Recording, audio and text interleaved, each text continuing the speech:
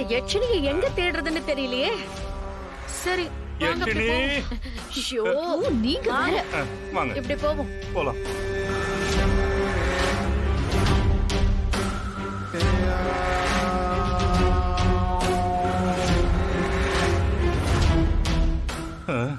யட்சினிய காணுமே. ஐயோ தண்ணி தாகம் வேற எடுக்குதுக்கா. பாத்து போங்க தம்பி.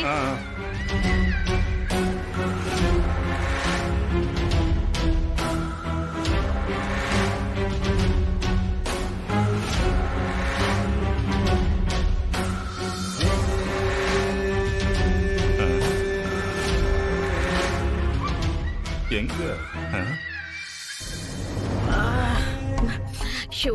காடு பூரா தேடியாச்சு, எங்கேயுமே அந்த யட்சினிய காணோம். என்ன தமன்னா?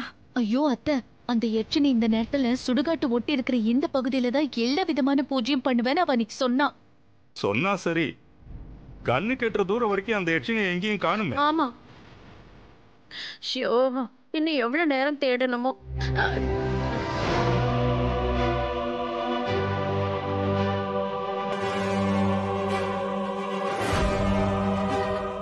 தமன்னா தம்பி, அங்க பாருங்க.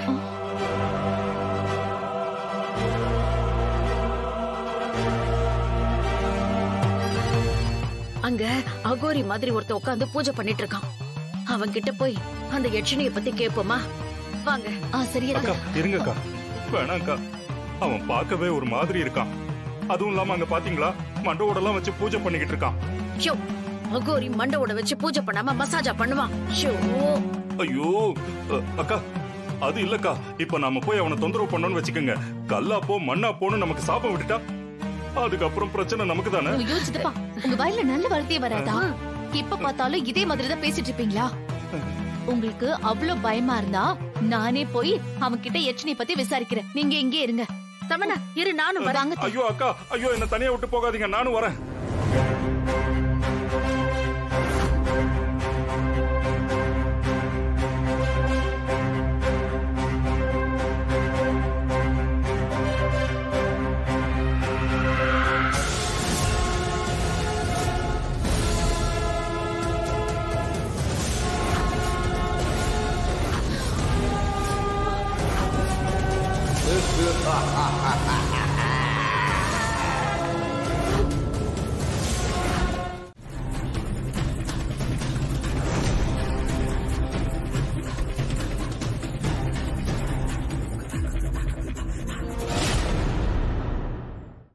நீ நினைச்சதெல்லாம் நடக்கணும்.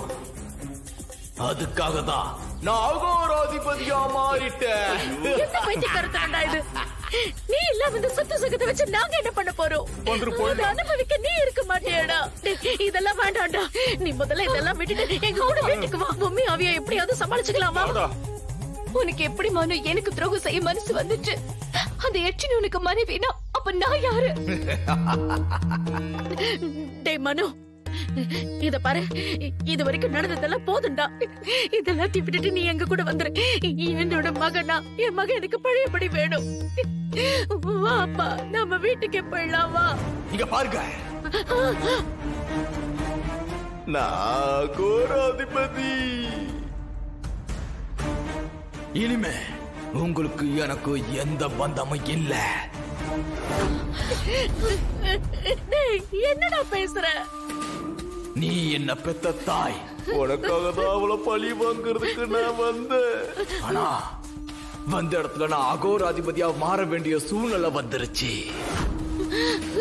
நானே எதிர்பார்க்காத வாழ்க்கை தான் இது. இதுதான் என்னுடைய வாழ்க்கை முறை.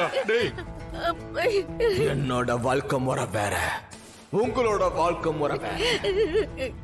ஐயோ, இனிமே உங்க மனு உங்களுக்கு கிடைக்கவே மாட்டா. என்ன மனு? ஐயோ மனு, அதே நேரத்துல நான் இருக்கிற வரைக்கும் அந்த பொம்மையால உங்களுக்கு எதுவுமே ஆகாது. நான் ஆகவும் விட மாட்டேன். மனு, அந்த பொம்மையை நம்ம இவ்வளவு நல்லா சமாளிக்கலையா? நீ பழைய மாதிரி வா, நம்ம எல்லாரும் சேர்ந்து அவளை பழி வாங்கலாம். இதெல்லாம் வேண்டாம் மனு. எங்களை விடு. அக்காக்காகவாவது உங்க அம்மாக்காகவாவது எங்க கூட வாடா. மனோ, எனக்கு இருக்கிறது நீ மட்டும் தானடா. ஒத்த ஆளா உன்னை கஷ்டப்பட்டு வளர்த்த ஆளாக்குனது உன்னை இப்படி வாரி கொடுக்கறதுக்கா? வேணாண்டா மனோ, பிளீஸ்டா. நாங்க சொல்றத கேளுவா, கிளம்பி எங்க கூட வா. இந்த அகோரி வாழ்க்கைலாம் உனக்கு வேண்டாம். நீ நல்ல சந்தோஷமா நிம்மதியா தமன்னாவோட வாழலாம். வா, போயிலாண்டா, வாடா, எங்க கூட வா.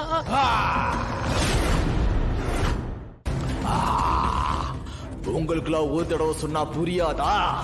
நீங்க எல்லாம் சாதாரண மனுஷங்க. உங்க எல்லாரும் கூடயும் நான் வரணுங்கிறது சாத்தியமே இல்லாதது. அகோர ராஜகுருவா மாறணும், அந்த பொம்மைய அழிக்கணும். அடியே பொம்மி, உன்னை அழிப்பேன், உன்னை அழிப்பேன், உன்னை அழிப்பேன். அதுதான் என்னுடைய லட்சியம்.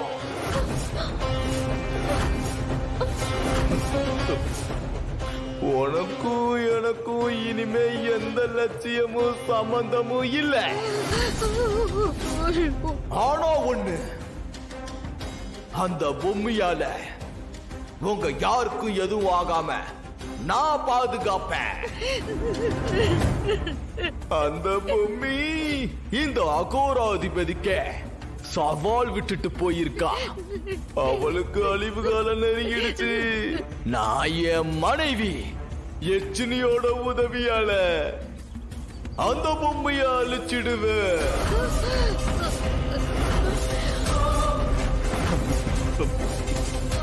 நான் பூஜை செய்யணும்.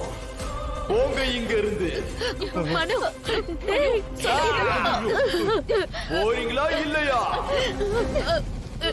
இனிமே என்ன தேடியோ பார்க்கவோ வரக்கூடாது.